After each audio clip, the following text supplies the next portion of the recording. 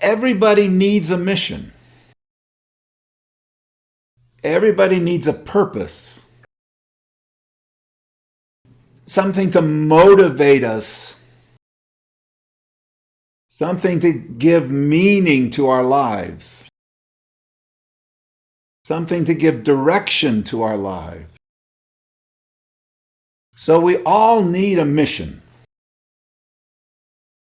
Now, I was born in 1948. Way back when. Back in the days of when the Piscean age was right there and very strong. And in the Piscean age, you didn't have to worry about who you were or what your mission was, because it was told to you. So I lived in a society, I had a family, I had a church, I had school.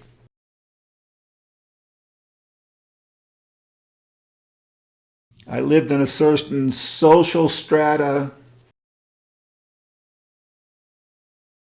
And all of these institutions told me who I was.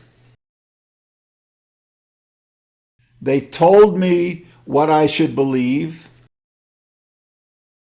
They told me what values I should have.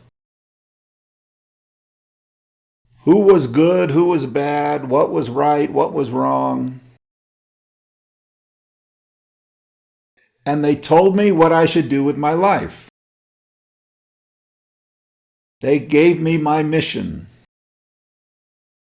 And I simply had to work within that paradigm. And that was a different paradigm for me in California than for somebody who was born in Moscow or Shanghai or Berlin. We were each in our own little paradigm. Then 1968 came along. And the stars aligned, and consciousness exploded. The awareness of the human being expanded. It shook up all of these paradigms that we lived in. And it allowed us to conceive of maybe there's an alternative. Maybe I can break out of this. Maybe there's something that, I can find a deeper meaning. And my wife and I were part of that hippie movement in America, where we explored we broke away from all the old social norms and tried to find new ways of living. Find new purpose, new meaning. And along the way, we ran into this man called Yogi Bhajan. And he had started a whole movement. And in that, we found a place where we thought, okay, here we can find a new way of understanding ourselves and understanding the world.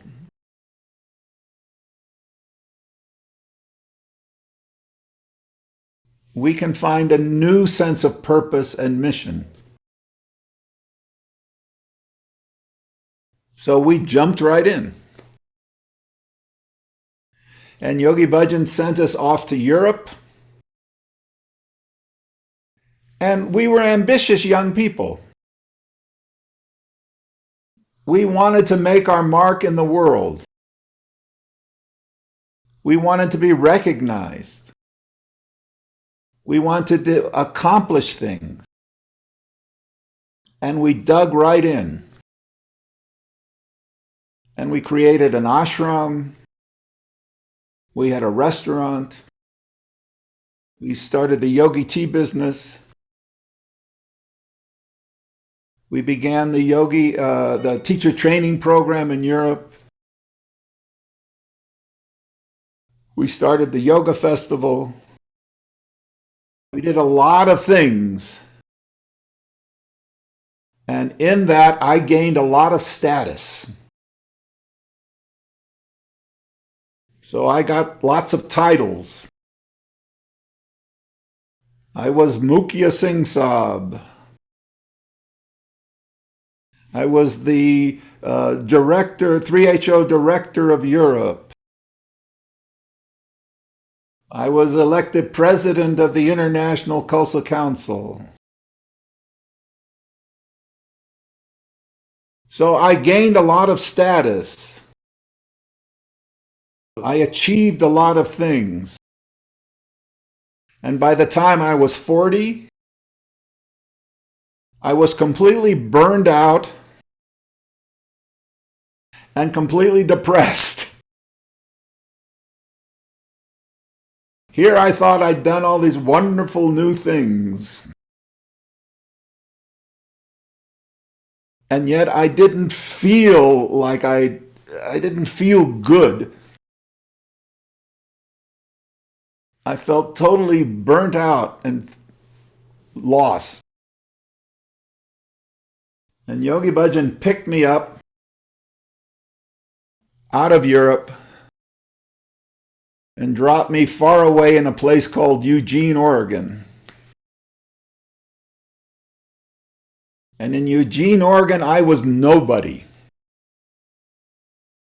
In Europe, I was the man. In Eugene, Oregon, I was nobody. Nobody knew me. None of my accomplishments meant anything to them. All of my status was taken away from me. Other people got my jobs in Europe.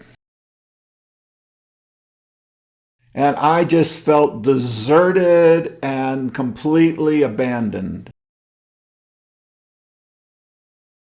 I didn't know who I was. Because those things which had defined me had fallen down, had all been taken away. So then who was I? What value did I have? What worth did I have? I felt worthless. And I was very depressed. And I even stopped doing yoga. I stopped teaching.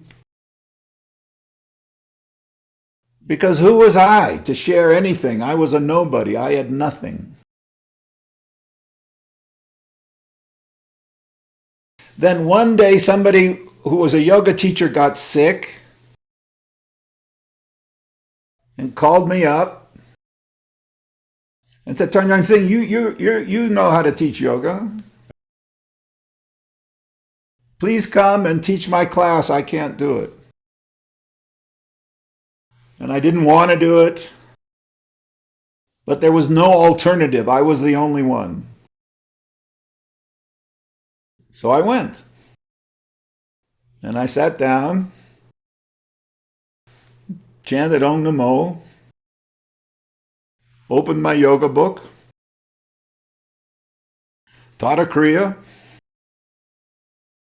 And after the class,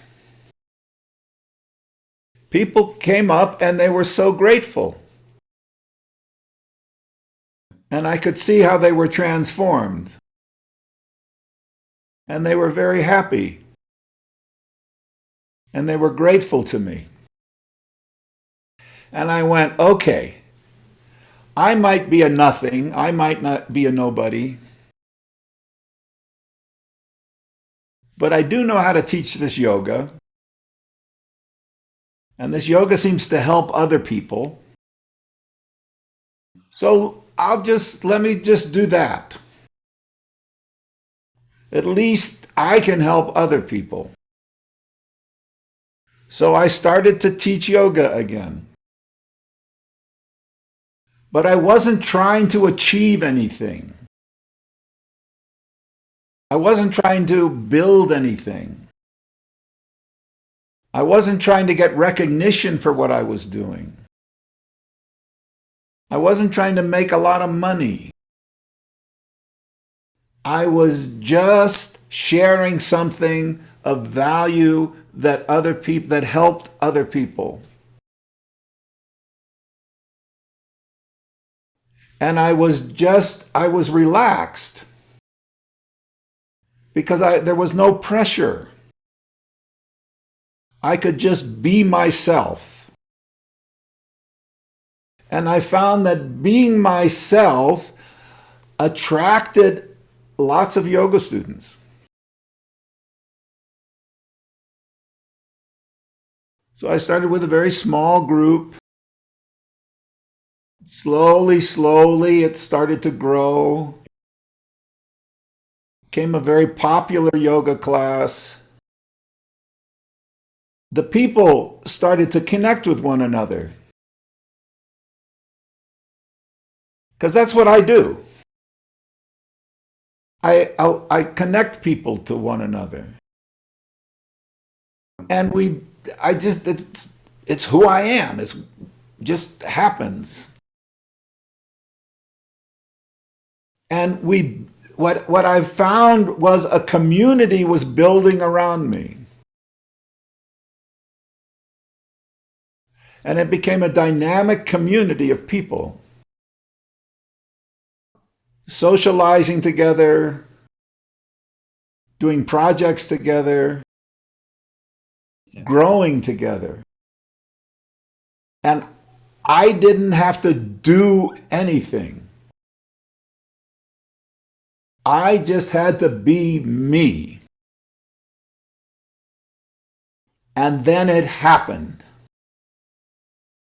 And this was a huge lesson for me.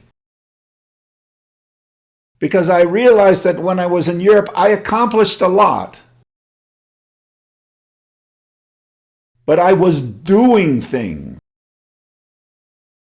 And I was doing them so that I could get the recognition and respect from people outside of myself.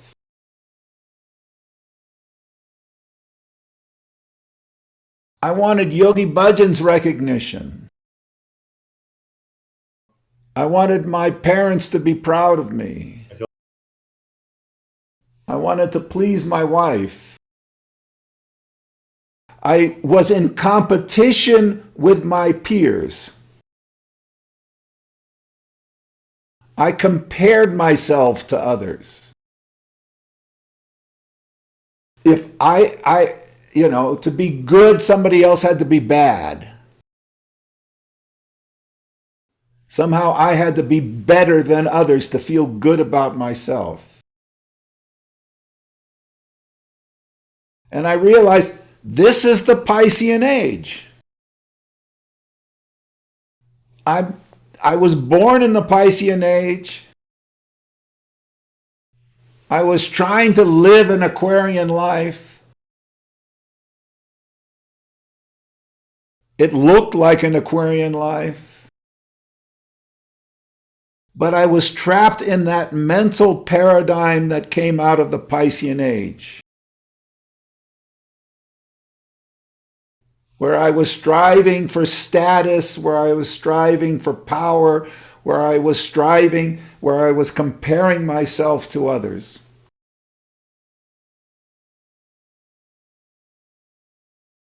And it was the greatest, Yogi Bhajan gave me the greatest gift by taking everything away from me and dropping me in a place where I was a complete unknown. And there I began to really connect with myself and who I am. and learn that if you want to, my mission is life is not what I do, it's who I am. It's connecting with that light within myself that wants to shine and share that in its unique way without comparing it to others, without competing, without comparing. Just let it shine. And then things will be attracted. I don't have to accomplish anything. My destiny will unfold. What I need will come to me. So this was the great lesson I learned. Your mission in life is you be you. Be your highest self. Now, who are we? It's the big question, right? Sat Nam, true self. What's that? Who's that? We need to remember that we have this body, mind, emotional vehicle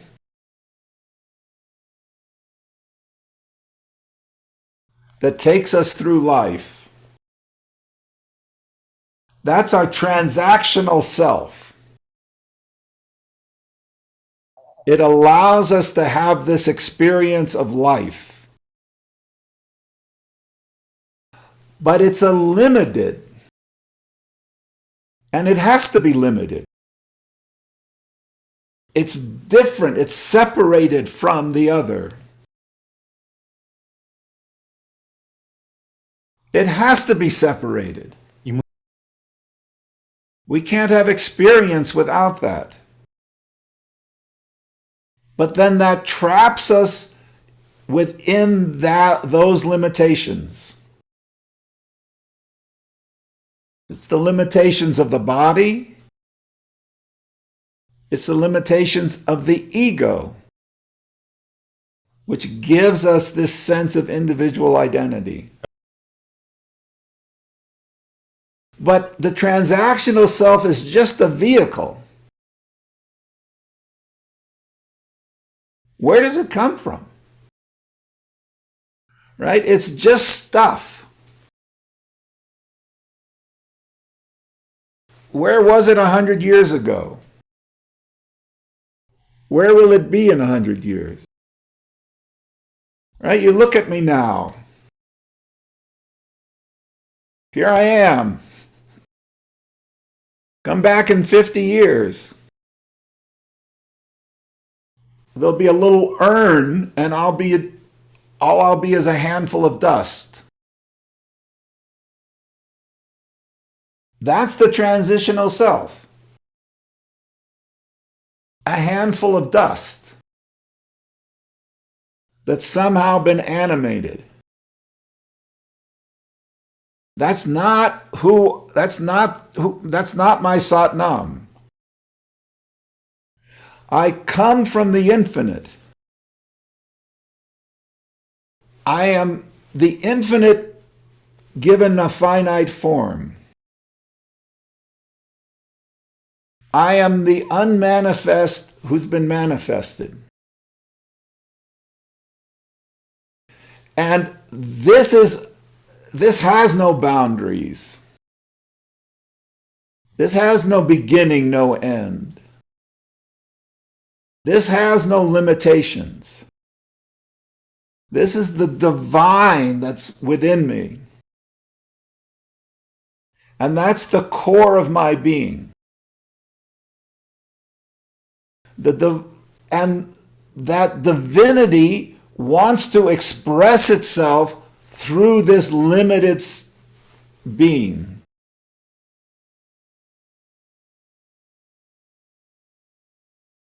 Wants to express itself through this vehicle.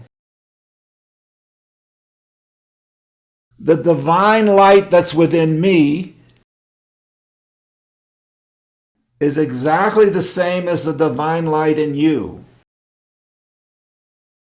No difference.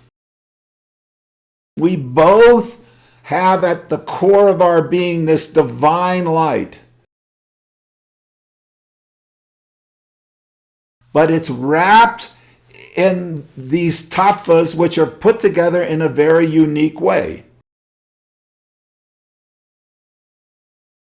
My limited self, my transactional self, is completely unique. There's never been anything like me. There never will be. There's never been, the tattvas have never been put together the way they've been put together in you. Completely unique. So the light, this infinite light, wants to shine through my tattvas. Wants to express itself. Wants to reconnect. And because my tattvas are completely unique, that manifestation will be completely unique.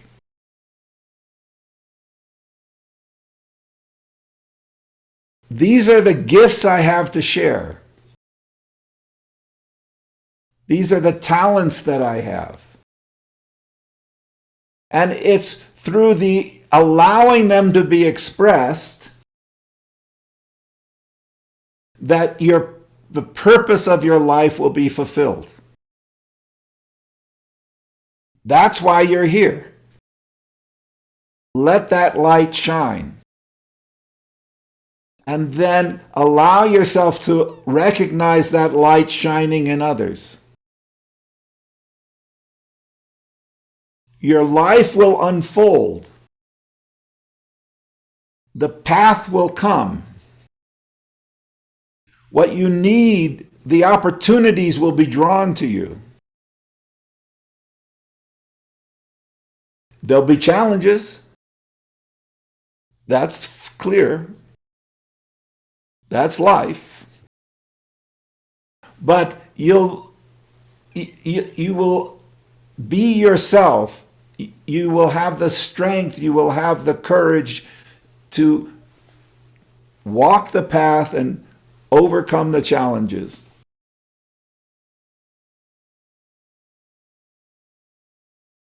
It's through those challenges that we get to know ourselves better. They shake us out of our little limited consciousness. And we become closer in tune with ourselves. Now, how do we know ourselves?